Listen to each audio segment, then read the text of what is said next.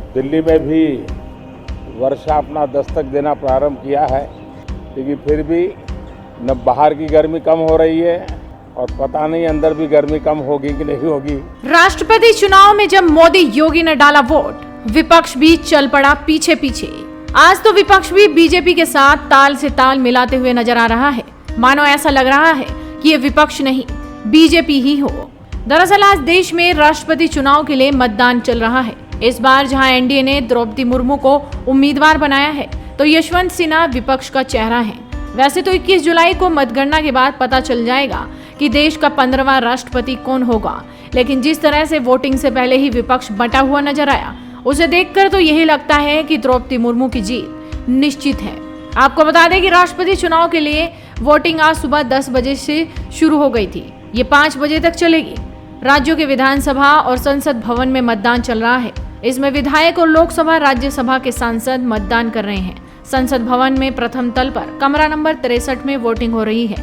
सांसदों को ballot paper पर राष्ट्रपति उम्मीदवार के नाम के आगे अपनी वरीयता दर्ज करानी होगी। वहीं द्रौपदी मुर्मू भी संसद भवन पहुंच गई हैं और लगातार एनडीए सांसदों के साथ मुलाकात कर रही हैं। पीएम मोदी ने भी आज राष्ट्रपति चुनाव के लिए अपना वोट डाला।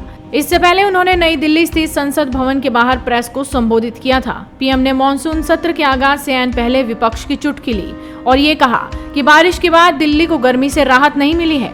पता नहीं सदन के भीतर की गर्मी कम होगी या नहीं। ये सत्र मौसम से तो जुड़ा हुआ है। अब दिल्ली में भी वर्षा अपना दस्तक देना प्रारंभ किया है, लेकिन फिर भी न बाहर की गर्मी कम हो रही है और पता नहीं अंदर भी गर्मी कम होगी कि नहीं होगी। और इसी कालखंड में देश को नए राष्ट्रपति, नए उपराष्ट्रपति, उनका मार्गदर्शन प्रारंभ होगा।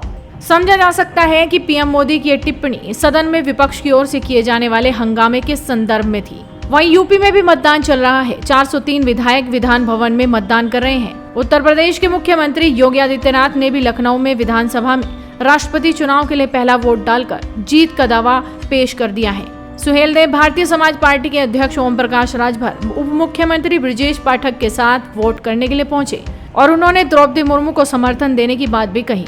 यानी कि ये तस्वीरें बता रही हैं कि आज विपक्ष भी सत्ता पक्ष के साथ खड़ा है और जमकर मतदान किया जा रहा है। देखना होगा कि इस चुनाव में किसकी जीत तय होती है। तो आप भी अपनी नजरें बनाए रखिए, साथ ही इस वीडियो को शेयर कीजिए और देश दुनिया से जुड़ी तमाम खबरों के लिए जुड़े रहिए हेडलाइंस इंडिया के साथ।